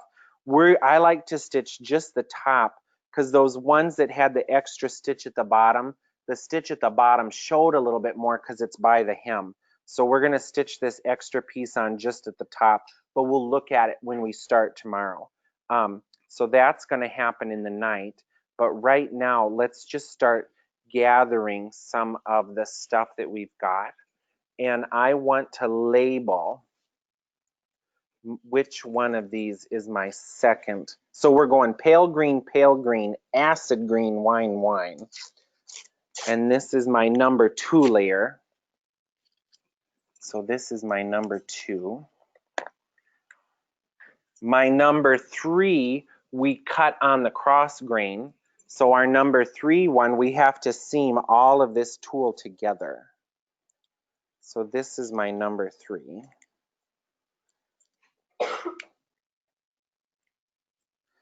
Oh, this is my number 2. Boy, you guys, I'm having one of those days. My second wine layer, acid is number 3. I have it labeled wrong. Acid is number 3. My cross grain cut piece of wine is number 4. Will you see if there's Post-it notes in there? I want to show everybody how Rachel does this. It's much smarter than what I'm Any doing. tricks for avoiding puckering when seaming tulle? No Bernina here. You know, somebody asked a really good question. What are your tips for avoiding puckers when you're seaming the tulle together when we do these vertical seams? I find if I loosen the tension just a smidge, so this is my layer 4. The one where we shorten the front, that's going to be layer number 5. Somebody asked, what's the trick to making tulle not pucker? If you loosen the tension just a little bit on the top of your machine, try that, sew your 2 pieces of tulle, see what happens. If it's still puckering or drawing up like this, it might mean that you actually need to put a hand at the back of the machine and one at the front to help guide it in, because your feed dogs are pulling the tulle in. The other thing you can try on most bobbins, there's an itty bitty screw. Don't undo it too much, but there's a little screw on the bobbin. You can undo that tension a little bit and see also. Another thing that I think about all the time, because we're in different settings with people sewing all the time. Say your stitch length goes from 6 to 1. 1, 2, 3, 4, 5, 6. This is my stitch length. On our Berninas, the default computerized is a flashing dot, like right a little bit above 2 is like their default stitch length. The default stitch length on all those machines is way too tight for costume sewing. You always want to find whatever your middle is or a tiny bit up for like basic sewing. So that's me going off on a tangent, but a lot of people sew that learn fashion sewing or sewed at home, sew with way too small of a stitch. So even just raising your stitch length for all your sewing will help, and a longer stitch length will help keep the tulle from puckering. So when Rachel cuts out a tutu, any kind of tutu, she takes Post-it notes and she writes all of her info down. So she writes what layer it is, 1, 2, 3, and so on. Then she writes the length of it, 21, whatever it is, 23, and then she writes the color. Acid green. Then what's nice is you have a note on everything so that as you're starting to put it together, you know exactly what it is. And when we have a big show, we make a chart with every single girl, and we make her a square with a Post-it note with the info. So we put the info behind the square and on the Post-it. So when you've got hundreds of different girls or different layers for, like, say you're doing 30 girls, you can totally keep track. Actually, grab me a proportion dial too. Oh, I've got one right here. We've all seen ruffles, or I'll show ruffles too, but I think this is a good group of folks to just talk about some of this other stuff with. So say you have your 30 girls, 16. We have 16 girls on stage in a snow scene all at once. And there's a girl that's 5 foot, 5 foot, and we go up to a girl that's 5 foot 8 inches, all in one core. So figure out the length of the skirt for your middle girl. Because if you put this skirt length, so if it's going to her calf or whatever, if you put this same length on this girl, it's going to look way too long, or vice versa. Her skirt's going to look way too short on this girl. Find your middle girl, 5 foot 4 inches. And let's say your 5 foot 4 inch girl has a 22-inch long romantic skirt. I've seen some photos, and then we get a lot of questions all the time, which is good. We love questions. Send us your questions. But I've seen groups of photos where people say, I'm having trouble with my herd of girls in a row for Sleeping Beauty or Cinderella or whatever herd ballet it is. And they say, my middle girl was this long, and then I added 4 inches. Well, adding 4 inches to this girl's skirt would make it 26 inches long, which is too long. Because you have to remember, when you have the height of a person, that part of their height is above their legs. So you wouldn't adjust the whole length of the skirt based on their height. You want to base it just on the difference in their leg measurement, right? You guys are on board with that idea. So we use a proportion dial, which is this cool thing that we use in the spandex class. So a 5'4" girl is 60 inches tall, and she's getting a 22-inch long skirt. So if I put 60 inches, my inside number, if I put a 60-inch tall girl gets a 22-inch long skirt, then you can figure out the proportion for everybody else's height. So don't turn the wheel now. Oh no, 64. Boy, God, my math is just garbage today, you guys. I'm so sorry. This is a 64-inch girl, 5'4", 64 inches, gets a 22-inch skirt. So put 64 on 22. I can. Is that what that is? I thought it was like a sewing machine going. Rrr. So I put 64 inches. I've got 64 on my dial on 22. A 64-inch girl gets a 22-inch skirt.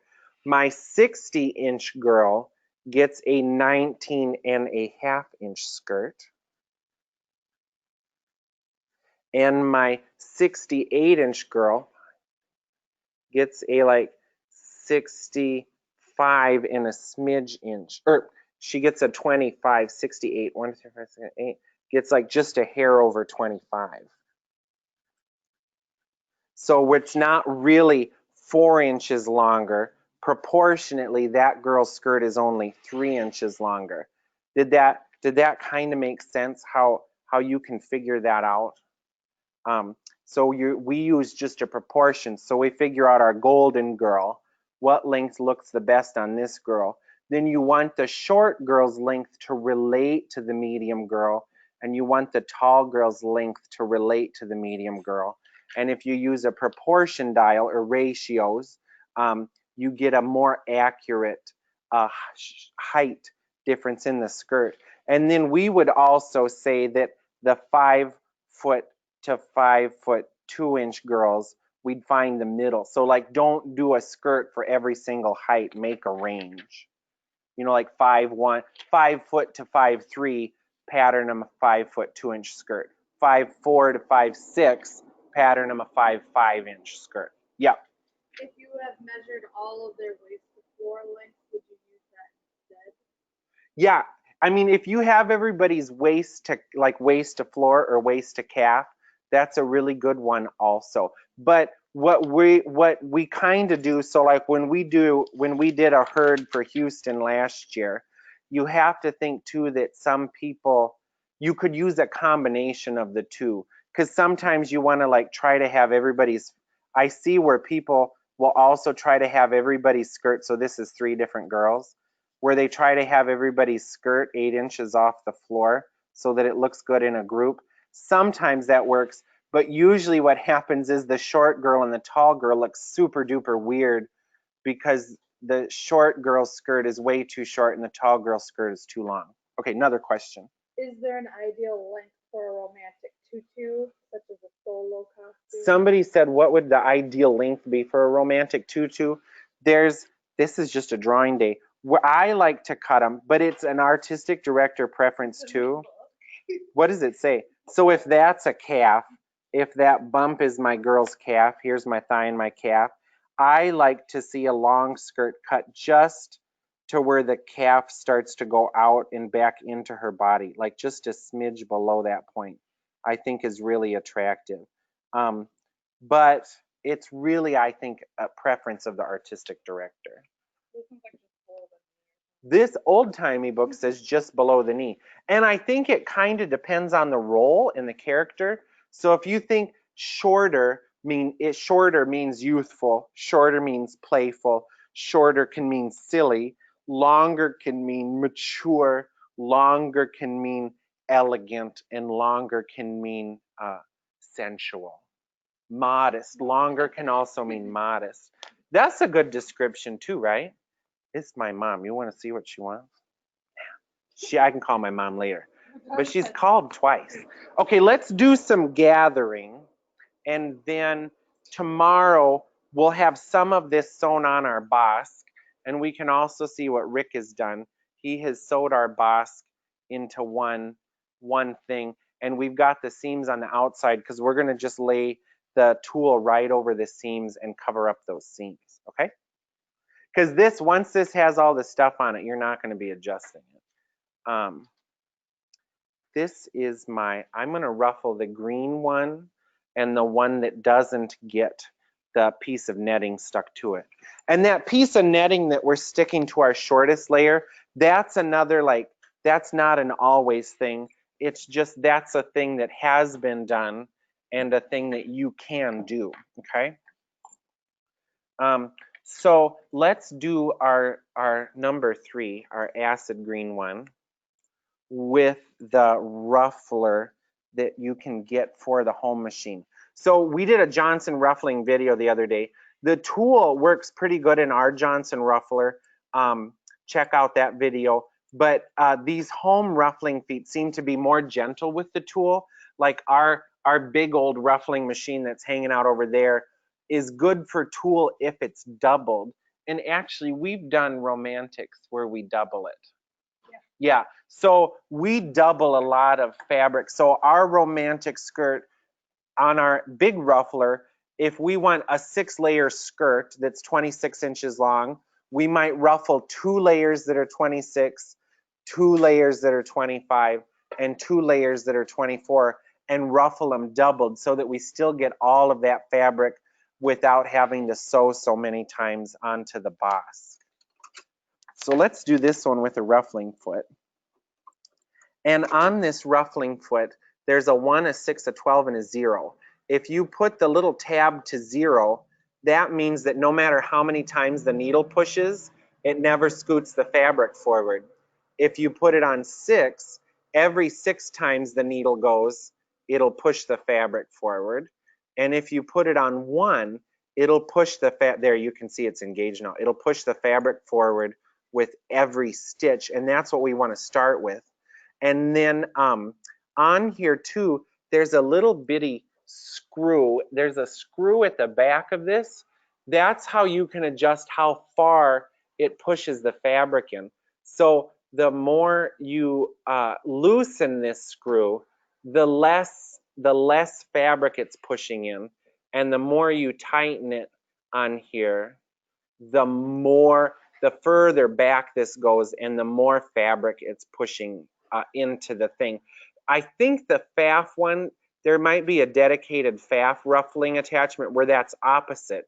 But what you want to figure out is, where does this screw go so that I'm pushing as much fabric in there as I can. And just like we did with the classical tutu class, we say we like to smash in more at their hips. We like to do the same thing with the romantic skirt. We like to have a little, we don't want it gathered exactly the same, because if you think of the girl, she's an oval, not a circle, and we like to smash in a little bit more at the hips. It helps keep the hem more even, the fullness around the hem, and it also kind of makes a little pannier look to have a little extra at the hips. So if you put a little extra at her hips, it'll make her waist look smaller too. And who doesn't like that? Okay, so let's slide this in here.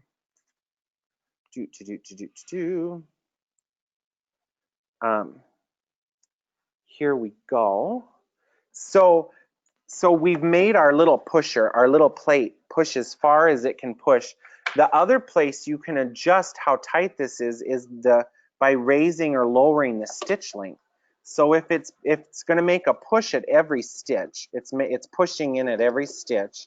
If I lower the stitch length, it's gonna still push at every stitch, but my stitches are closer, and that's gonna make it more gathered. So I can even lower it a little bit more. So the shorter the stitch, the more often it's going to, the closer together the stitches will be. And really, the tulle is much more gentle than the net, so you can get away with an even shorter and shorter stitch than you can with netting.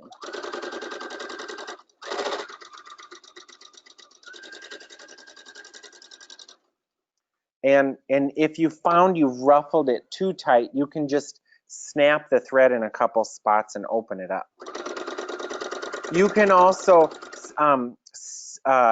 put gathering stitches in if you like to pull the gathering stitches. I'll show you a couple today, and then we'll show you another one tomorrow. So that's one.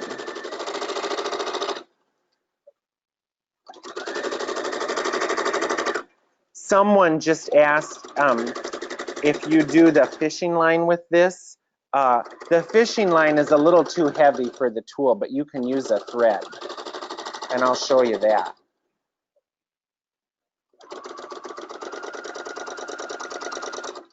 So now let's actually see. I might have this way too tight. I have this way too tight. So I went too wild with I made my stitch length too small. So if I were going to continue, I can guess. There's 1/4, 2/4, 3/4. I'm like, my ruffle is about 2 inches too tiny, so that's all right. So if I were continuing with this foot, I would make my stitch length longer, because right now it's too tight. But you can fix that by just clipping the thread every now and then and just pull out a tiny bit. But really, if you're making a few of these, you start to get to know right where your stitch length needs to be. Are there certain brands of these ruffling feet that are better than others? You know, someone asked if there's different brands of the ruffling feet that are better than the others. The one that we've got on this Bernina is like a cheap Amazon one, but we have to use an adapter. So there's like, the one we have doesn't fit the shank of our Bernina, but we just have a little adapter to make it fit. And I think this one was like 25 bucks. But the Bernina one, I think, is like 100 or almost 100. And I've also had folks, you know, that'll bring in one that they've spent a bunch of money on, and we flip it over and look at the different parts of it, and it's exactly the same as the cheap one. So I don't know if there's one that's better or not, but things that happen with them, when you get too scrunched underneath there, your needle will get a little crooked and jam. There's like a little tiny metal pad in there, and it'll start to get burrs on it. So you might have to take a little fingernail file or something and get the burrs off of it. Like if you break a needle and it goes once, your netting or your tulle will start to get snagged. But I've had this one, gosh, for 4 or 5 years, and nothing has happened to it. And actually in a drawer somewhere is the one I had in college, and it still works too. You can also get this device for an industrial sewing machine, and the industrial sewing machine pushes even more. It's almost like the ruffler that we use. So let's do this next one. Actually, so the next one is where we're going to zigzag over a piece of thread. So I'm making kind of like a medium zigzag. My machine goes 1 to 5, so I'm going to go about a 3 and a 3. I'm going to go a little bit above the middle, and I'm going to take and figure out how much length, how long do I want this one to end up, and I'm going to pull that out of my bobbin. So I'm pulling out my bobbin. I'm going to go, I want a little tail so that it doesn't slide off the end, and I'm going to go 1, 2, 3, 4. And you know, I said we wanted to put a little bit extra over the hips, so I'm going to pull just a little bit more out, and I'm going to hold that in front of me. So I've got my bobbin thread towards me in my lap, And I'm gonna take my number 2 layer, actually, and I should pin my number 3 on the acid green, even though I know by now I know number 3 is acid green. So I've got my bobbin thread pulled up towards me out of the bobbin case. And I'm gonna lay this in there, and I've got the bobbin thread on the top, and then I'm gonna start zigzagging. And actually, one thing that I do, if I pulled right now, I would get more bobbin thread out. One thing I figured out a few years ago, if you're doing this method where you pull the bobbin thread up, if you sink your needle and take your bobbin thread and just wrap it 2 or 3 times around the needle, it'll make a knot, and it's just a little bit easier to deal with. And I didn't do that with the classical tutu class, but you can wrap it around the needle to give you a better start. So I'm holding this thread and letting the tulle gather onto this thread.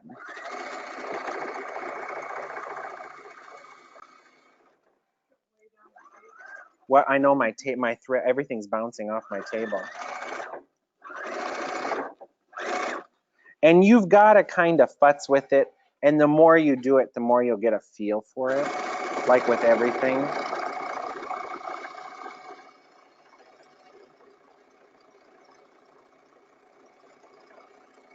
Another good thing to do if you're doing this method where you were gathering it onto a string, find the middle of your layer and put like a safety pin or a pin so that when you're distributing it onto your bosque, you've got the same amount on both sides.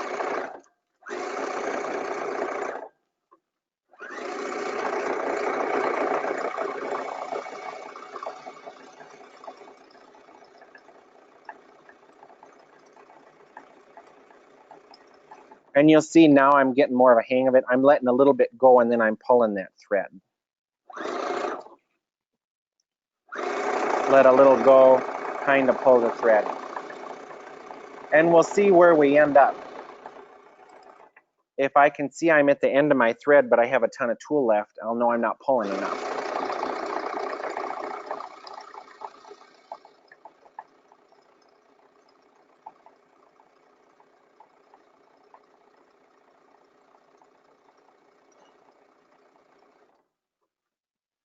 Ooh, Rick, those are some fun pants.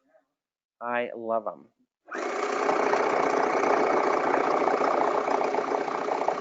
Almost there. It's longer than the ruffling foot, but it works really well.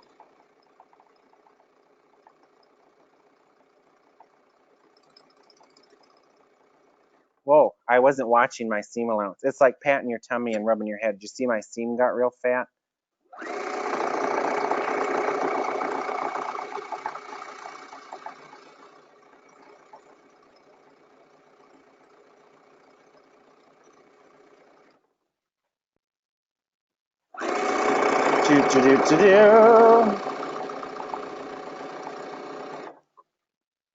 Getting there, getting there.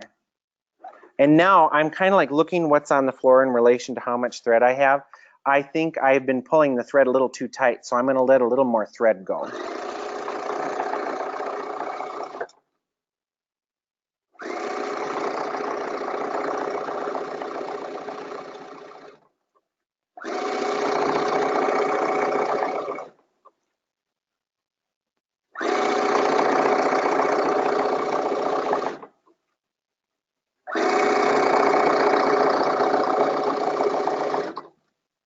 Getting there.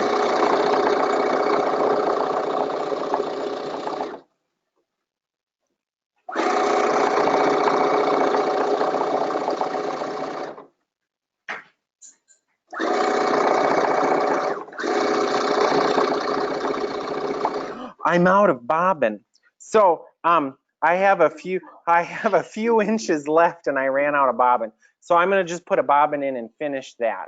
So that's going to be my layer number 2. I think I'll make a handout too with that dipping down the back.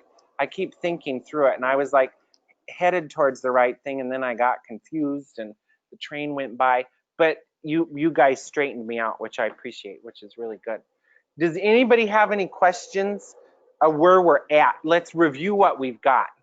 We drafted our Bosque, and we're dipping the back to make it a little more challenging and confusing. But by dipping the back, it helps keep it flat to the floor. And if you dip the back more, it makes just a soft little bit of extra in the back, which looks nice. We've spaced our layers out and divided the space, and that's how we figured out how long each layer is so that it all hits at the same place on the floor. We railroad cut some stuff, and we cut some stuff in sections on the cross. So my layer number 4, I'm gonna seam together, and I'm gonna, on my Bernina, I'm gonna see if it comes out puckery, and I'm gonna see really what I do and let you know tomorrow if it doesn't just work right away.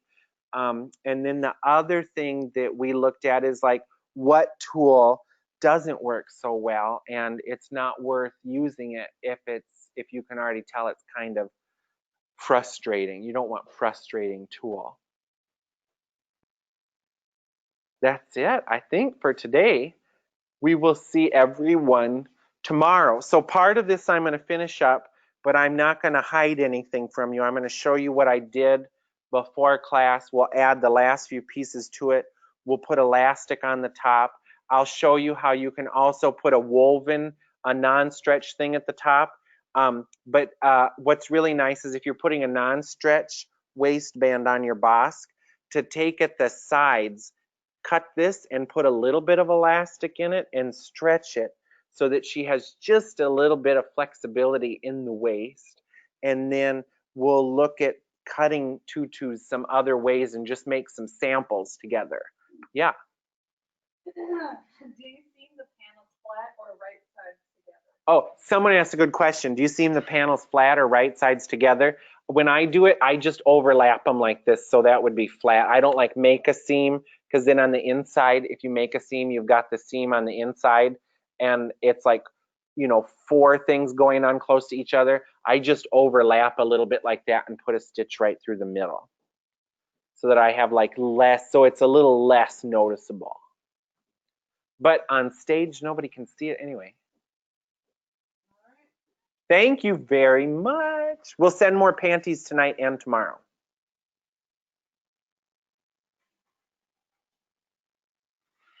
It's funny how it freezes, and I look like an absolute lunatic.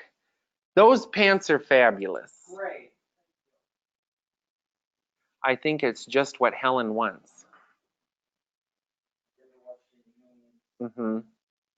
That's what we're about. Right. Giving Helen what she needs. Who had that question? They were absolutely right. I'll make a handout.